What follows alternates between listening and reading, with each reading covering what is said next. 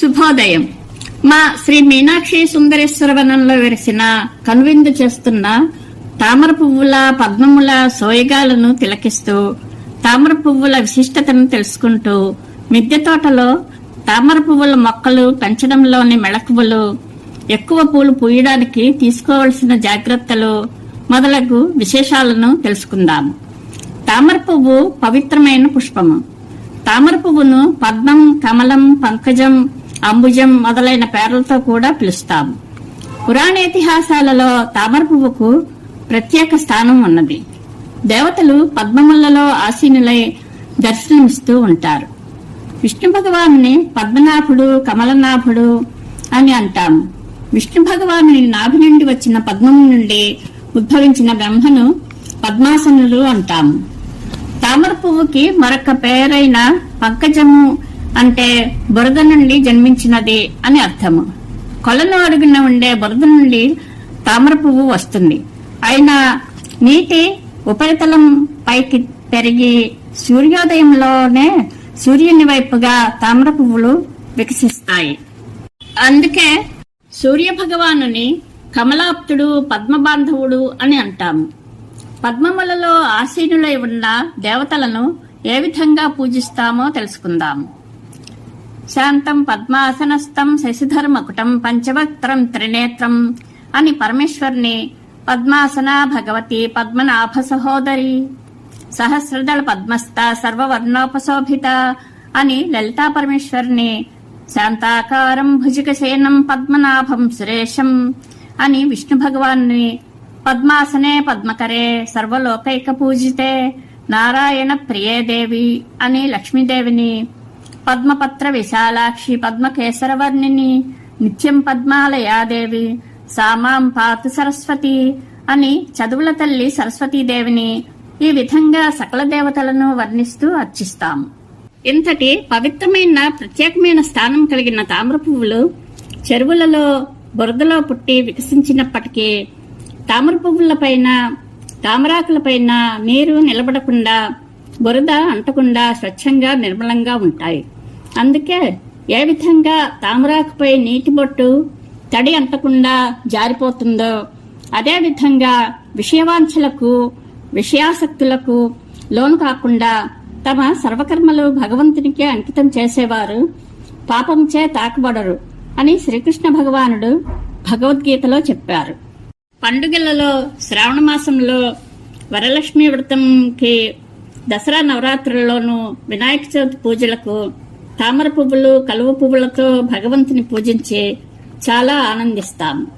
ఇంతటి పవిత్రమైన ప్రత్యేకమైన స్థానం కలిగిన తామర పువ్వులు మన మిద్దె తోటలో పెంచుకుని ఉదయకాంతిలో, సూర్యోదయ సమయంలో సుగంధ పరిమళాలను వెదజల్లుతూ విరిసిన తామర పువ్వులలో పరమేశ్వరుడు, విష్ణు భగవానుడు, లక్ష్మీదేవి, సరస్వతీదేవి, బాలాత్రిపుర సుందరి, లలితా పరమేశ్వరి ఇలా దేవతలందరూ ఆసీనులైనట్లుగా దర్శిస్తే మనసుకు చాలా హాయిగా, ప్రశాంతంగా, ఆహ్లాదకరంగా, ఆనందంగా అనిపిస్తుంది కదా. అంతకు మించిన ఆనందం, అదృష్టం ఇంకేమి ఉంటుంది? శ్రీ మీనాక్షి సుందరేశ్వర వనంలో విరిసిన తామర పువ్వుల సోయగాలను ఆస్వాదిస్తూ మిద్దె తోటలో తామర పూల మొక్కలు పెంచడంలో మెళకువలు, ఎక్కువ పూలు పూయడానికి తీసుకోవాల్సిన జాగ్రత్తలు ఇప్పుడు తెలుసుకుందాం. తామర పూల మొక్కలను విత్తనాల ద్వారా, దుంపల ద్వారా కూడా పెంచుకోవచ్చు. దుంపల ద్వారా అయితే 3 నెలల్లోనే పువ్వులు వస్తాయి. విత్తనాల ద్వారా అయితే 6 నెలలు సమయం పడుతుంది. విత్తనాల ద్వారా మొక్కలు పెట్టాలంటే విత్తనాలు ఎండాకాలంలోనే మొలకలు బాగా వస్తాయి. అప్పుడే విత్తుకోవాలి. దుంపలు డిసెంబర్లో నాటుకోవాలి. తామరపూల దుంపలు ఆన్లైన్లోనూ, కొన్ని చోట్ల నర్సరీలలోనూ దొరుకుతాయి. అవి తెప్పించాక కొన్ని జాగ్రత్తలు తీసుకుంటే దుంపలు కాబట్టి మనం పెట్టిన 3 నెలలకే మొగ్గలు, పువ్వులు వస్తాయి. తీసుకోవలసిన జాగ్రత్తల గురించి ఇప్పుడు తెలుసుకుందాం. దుంపలు ఆర్డర్ ఇచ్చాక అవి రావడానికి 5-6 రోజులు పడుతుంది. ఈలోగా ఒక టబ్బులో 2 వంతులు మట్టి, 1 వంతు బాగా ఎండిన ఆవు పేడ వేసి 3 వంతులు నీరు పోసి బాగా కలిపి ఉంచాలి. ఈ మిశ్రమం ఇడ్లీ పిండిలాగా ఉండాలి. తర్వాత ఆర్డర్ పై నర్సరీ నుండి వచ్చిన దుంపలను వెంటనే నాటకుండా ఒక ఖాళీ టబ్లో నీరు పోసి దుంపలను అందులో వేసి 2 ఆకులు వచ్చే వరకు 4-5 రోజులు ఉంచాలి. అప్పటికి ఆ దుంపలు మన వాతావరణానికి అలవాటు పడతాయి. ఆకులు వచ్చిన తర్వాత ఆ మొక్కలను మట్టి, ఆవు పేడ, నీరు కలిపి సిద్ధం చేసుకుని ఉంచిన మిశ్రమంలోకి మార్చుకుని నాటుకోవాలి. అది కూడా మధ్యలో కాకుండా టబ్బులో ఓ పక్కకు నాటాలి.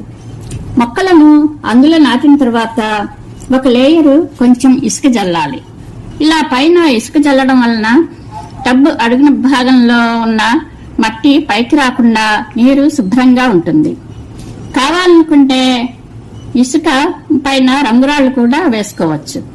వారానికి ఒకసారి అందులో నీరు మార్చి మంచినీరు పోసి 15 రోజులకు ఒకసారి అందులో ఒక 1/2 స్పూను కొలత ఎన్పీకే కానీ డిఏపి కానీ టబ్లో ఓ పక్కకు వేయాలి. అలాగే అరటిపళ్ళ తొక్కలు మెత్తగా గ్రైండ్ చేసుకుని వాటిని కూడా ఇవ్వాలి. ఎప్సమ్ సాల్ట్ 15 రోజులకు ఒకసారి ఇవ్వాలి. మొక్కలు నాటుకున్నాక ఒక వారం రోజులు రోజు విడిచి రోజు నీరు పోయాలి. నీరు 3 వంతుల వరకే పోయాలి. టబ్బు నిండుగా పోయకూడదు. ఎందుకంటే మొక్కలు సరిగా ఎదగాలంటే గాలి పైకి కిందకి బాగా సర్క్యులేట్ అవ్వాలి. ఒక వారం రోజుల తర్వాత మొక్కలు మన ఇంటి వాతావరణానికి అలవాటు పడ్డాక 2 రోజులకు ఒకసారి టబ్బు నిండుగా పైనుండి తామర ఆకుల మీదుగా ఫ్రెష్ గా నీరు పోస్తూ ఉండాలి. ఎందుకంటే రోజు నీరు పోయకుండా ఉంటే అందులో మొదటి పోసిన నీరు ఆవిరి మొక్కలు సరిగ్గా పెరగవు, దుంపలు కుళ్ళిపోతాయి. తామర మొక్కలకు 8 గంటల పాటు బాగా ఎండ తగలాలి. ఈ పద్ధతి సక్రమంగా పాటిస్తే సరిగ్గా 3 నెలలకు మొగ్గలు వేసి పూలు పూయడం మొదలవుతుంది. తామర మొక్కలు ఆకులు రావడం మొదలు పెట్టాక కొన్ని ఆకులు పూర్తిగా పెద్దవిగా విచ్చుకుంటాయి. కొన్ని ఆకులు పొడుగుగా కాడలాగా ఎదుగుతాయి, కానీ ఆకులు ముడుచుకుని ఉంటాయి. ఆ ముడుచుకుని ఉన్న ఆకుల మొదలు నుండే మొగ్గలు వస్తాయి. మొగ్గలు పొడుగుగా పెరిగాక ఆ ముడుచుకుని ఉన్న ఆకులు అప్పుడు పూర్తిగా పెద్దవిగా విచ్చుకుంటాయి. ఎండాకాలం మొదలు అవడంతోనే మార్చి, ఏప్రిల్ నెలల నుండి తామర పువ్వుల సీజన్ మొదలవుతుంది. తామర పువ్వులు మంచి సువాసనలు వెదజల్లుతాయి.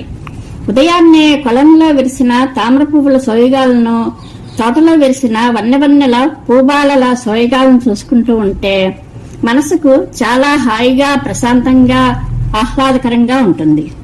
ఈ సీజన్లో ఏప్రిల్ నెల నుండి మా శ్రీ మీనాక్షి సుందరేశ్వర వనంలో ప్రతిరోజు 2-3 పువ్వులు విరిసి కనువిందు చేస్తున్న తామర పువ్వులను ఈ వీడియోలో చూడవచ్చు. తామర పువ్వులు మొక్కలు పెంచుకోవడానికి ఇదే సులువైన అనువైన పద్ధతి. శుభం భూయాత్.